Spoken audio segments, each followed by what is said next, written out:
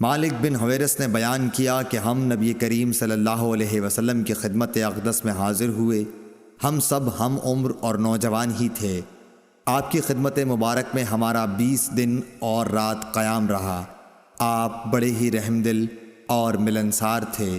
جب آپ نے دیکھا کہ ہمیں اپنے وطن واپس جانے کا شوق ہے تو آپ نے پوچھا کہ تم لوگ اپنے گھر کسے چھوڑ کر آئے ہو؟ ہم نے بتایا۔ پھر آپ نے فرمایا کہ اچھا، اب تم اپنے گھر جاؤ اور ان گھر والوں کے ساتھ رہو اور انہیں بھی دین سکھاؤ اور دین کی باتوں پر عمل کرنے کا حکم کرو۔ مالک نے بہت چیزوں کا ذکر کیا جن کے متعلق ابو ایوب نے کہا کہ ابو قلابہ نے یوں کہا، وہ باتیں مجھ کو یاد ہیں، یا یوں کہا مجھ کو یاد نہیں۔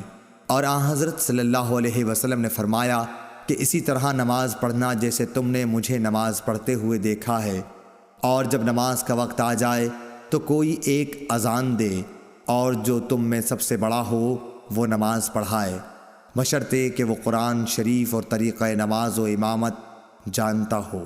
صحیح بخاری حدیث نمبر 631۔